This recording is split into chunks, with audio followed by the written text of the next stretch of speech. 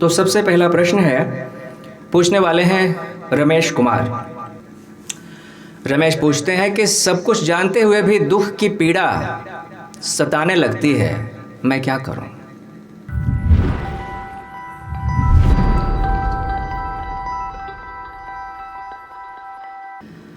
सबसे पहला काम तो ये करें कि जानने का भ्रम आप त्याग दें। एक तरफ आप ये कह रहे हैं कि मैं सब कुछ जानता भी हूँ, और दूसरी तरफ आप ये भी कह रहे हैं कि दुख की पीड़ा भी सता रही है। ये दोनों बातें साथ साथ नहीं होती हैं। जब तक आपके जीवन में पीड़ा का आभास है, जब तक आपको दुख की प्रतीति हो रही है, तब तक आप यही जानिए कि आप नहीं जानते हैं। क्योंकि जिन्होंने जाना, उन्होंने ये भी जाना कि जीवन में दुख और सुख दोनों साथ साथ आते हैं, ये अलग अलग नहीं आते हैं। आज अगर उल्लास है जीवन में तो आप तैयार रहिए। जीवन बहुत ही जल्द आपको ऐसे दिन दिखाएगा जब आपको हो सकता है कि आंसू बहाना पड़े। लेकिन जब हम उल्लास में होते हैं तो हम बिल्कुल दुख को भूल ही जाते हैं, दुख का विस्मरण हो जाता है। हम ये मान के चलने लगते हैं कि अभी जो उल्लास के क्षण हैं ये सदा बने रहेंगे मेरे जीवन में, लेकिन ऐसा होता नहीं है। जैसे मौसम बदलते हैं, सर्दी है तो गर्मी आएगी, गर्मी है तो बरसात आएगी, ठीक इसी तरह से मन का मौसम भी बदलता है। कभी सुख है, कभी दुख है, कभी हंसना है, कभी रोना है, ये साथ साथ चलते हैं। तो जिन्होंने भी जाना, उन्होंने ये ठीक ठीक जान लिया कि जीवन में सुख और दुख साथ साथ हैं, ये अलग अलग नहीं आते हैं। जैसे सिक्के के दो पहलू होते हैं ना, एक तरफ हेड होता है तो दूसरी तरफ टेल होता है। आप कहेंगे कि मुझे हेड तो चाहिए लेकिन टेल नहीं चाहिए, ये नहीं हो सकता। जैसे ही आप सिक्के को पकड़ते हैं, आप हेड और टेल दोनों को साथ साथ पकड़ लेते हैं। ठीक ऐसे ही जब आपके जीवन में सुख आता है तो सुख के पीछे कहीं ना कहीं दुख छुपा होता है, आवरण ओढ़े होता है, वो हमें दिखाई नहीं देता। तो अक्सर जो जानकार हैं वो यही भूल कर जाते हैं। आप लोगों के जीवन को तो देखिए, अक्सर आप जीवन में उन लोगों को ज़्यादा परेशान, कठिनाई में देखेंगे, ज़्यादा विचलित देखेंगे जो अपने आप को जितना ही ज़्यादा ज्ञानी समझते हैं। कारण कि उसे ज्ञानी होने का भ्रम है। ज्ञानी विचलित कैसे हो सकता है? गालिब का शेर है, ये मसाइल तसव्वुफ ये तेरा बयान गालिब है। तुझे हम वली समझते जो ना बादा ख्वार होता। गालिब तंज कर रहे हैं, तंज करते हुए कह रहे हैं गालिब कि लोग कहते हैं मेरे बारे में कि ऐ गालिब, ये अध्यात्म की ऐसी पेचीदे गुत्थियां, ये अध्यात्म की ऐसी पेचीदगी, और तू इतने सरल ढंग से, आसान ढंग से उनको सुलझा देता है। ऐ गालिब, ये काम तो कोई महापंडित ही कर सकता है। हम भी तुझे महापंडित समझते अगर तू शराब नहीं पीता। लेकिन दुर्भाग्य यह है कि एक तरफ तो तू इतनी ऊंची ऊंची बातें कर देता है, आत्मा परमात्मा की बातों को यूं सुलझा देता है चुटकियों में, लेकिन दूसरी तरफ हम देखते हैं कि तू शराब भी पीता है। तुझे हम वली समझते जो ना बादा ख्वार होता। अगर तू शराबी नहीं होता तो हमने तुझे महापंडित का खिताब दे दिया होता, तुझे वली कहते हम। यही तो दिक्कत है आदमी की।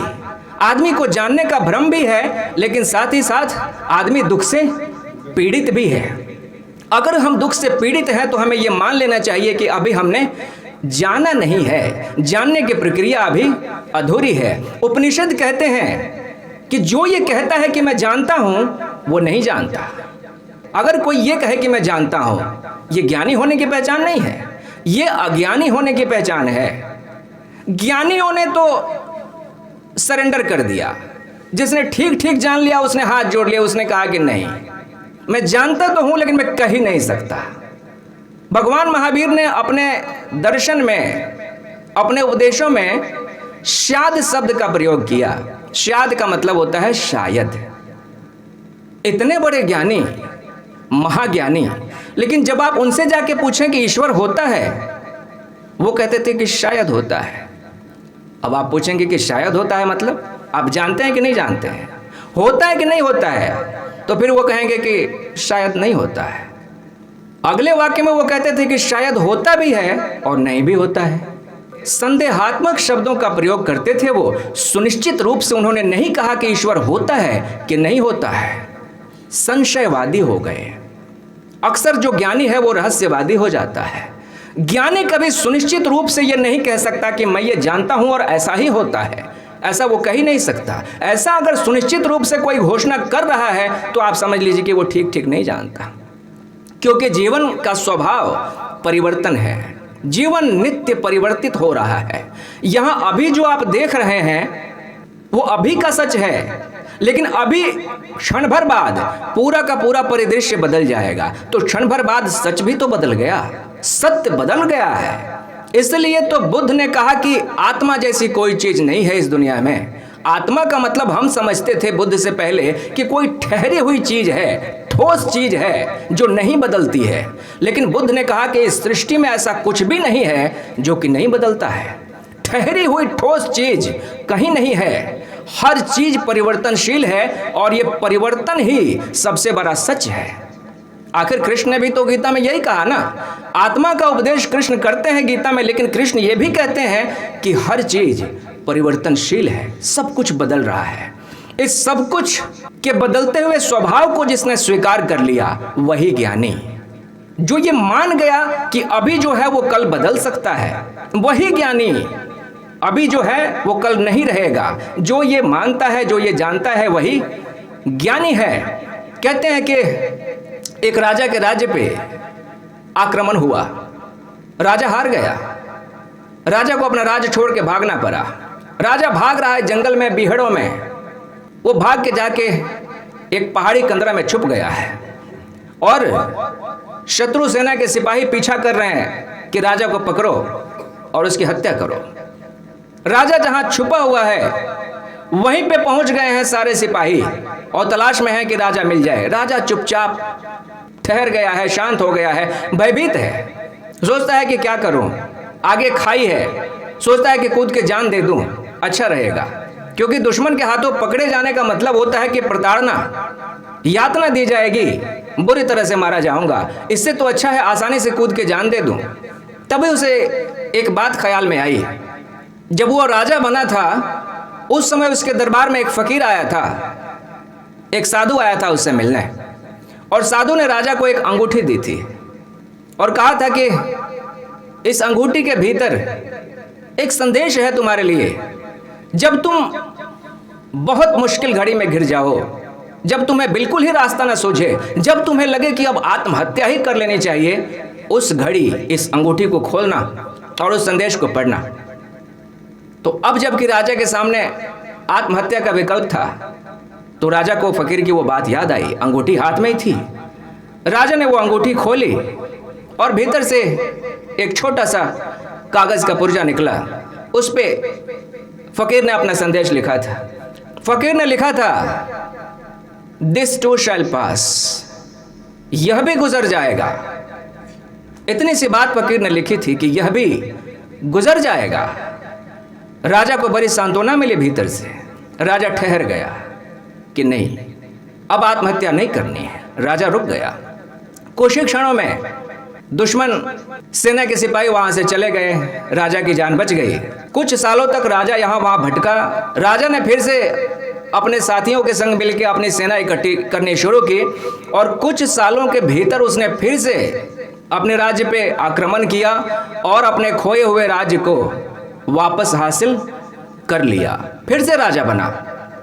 और जब फिर से वो राजा बना और उत्सव मनाया जा रहा था, रंगरेलियां मनाई जा रही थी, उसके मंत्री ने आके कहा कि महाराज आपने तो कमाल कर दिया है, आप जैसा राजा आज तक कोई न हुआ होगा, अपने खोए हुए राज्य को आपने प्राप्त कर लिया।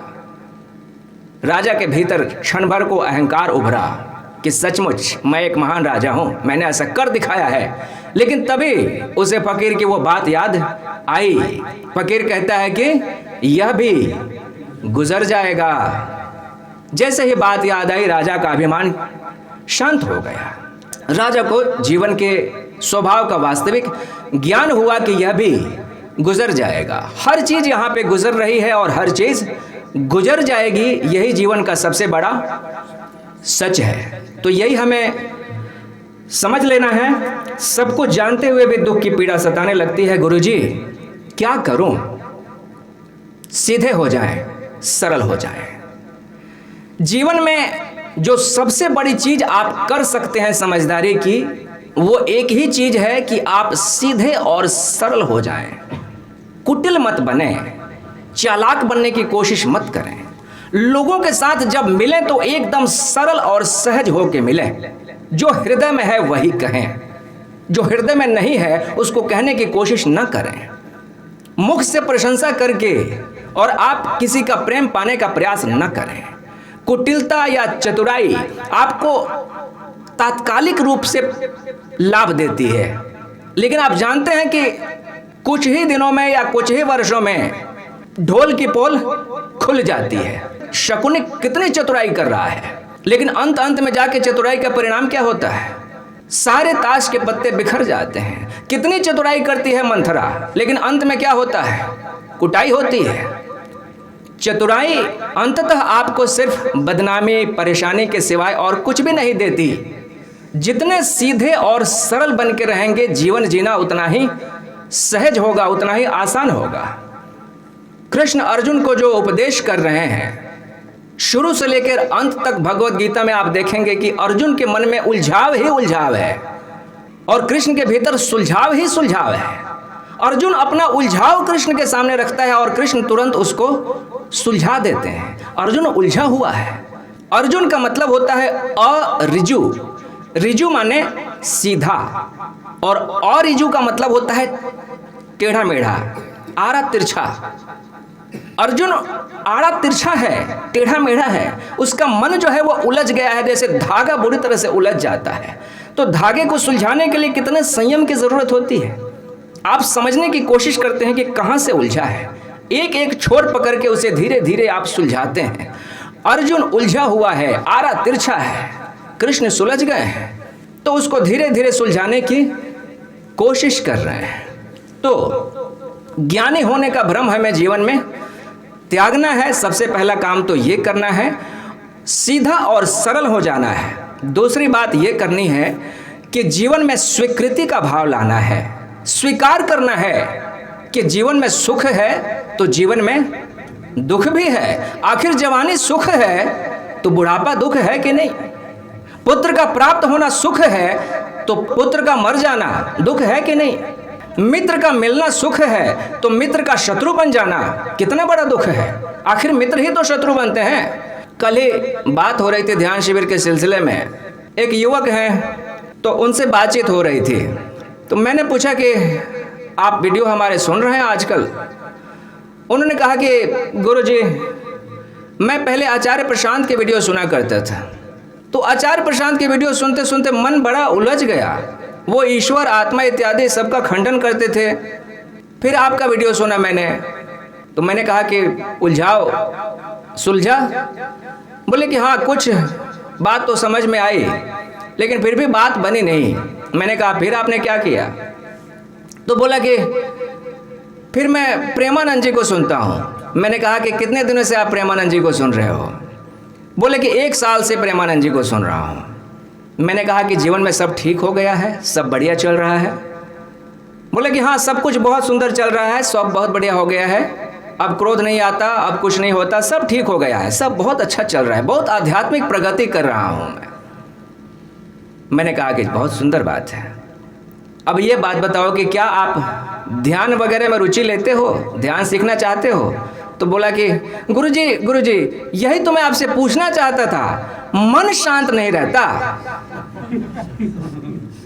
हमेशा झुंझलाहट आ जाती है। मैंने कहा कि रुको, थोड़ा ईमानदार बनो अपने साथ। ये जो जब से तुम फेंके जा रहे हो, जब से कहे जा रहे हो कि मैं इनको सुन रहा हूँ, उनको सुन रहा हूँ, यहाँ उलझ गया, फिर यहाँ जाके सुलझ गया, ईमानदारी से बताओ कि तुम 1 साल से प्रेमानंद जी को सुन रहे हो, क्या तुम्हारे भीतर से क्रोध चला गया है? बोला कि पूरी तरह नहीं गया है, कुछ गया है, कुछ है अभी। मैंने कहा कि पूरी तरह नहीं गया तो समझो कि नहीं गया।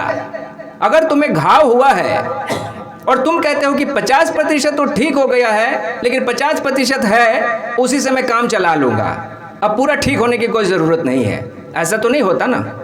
घाव है तो हम चाहते हैं कि वो पूरा ठीक हो जाए। अगर थोड़ा भी बचा हुआ है तो उसे उभर जाने की संभावना है।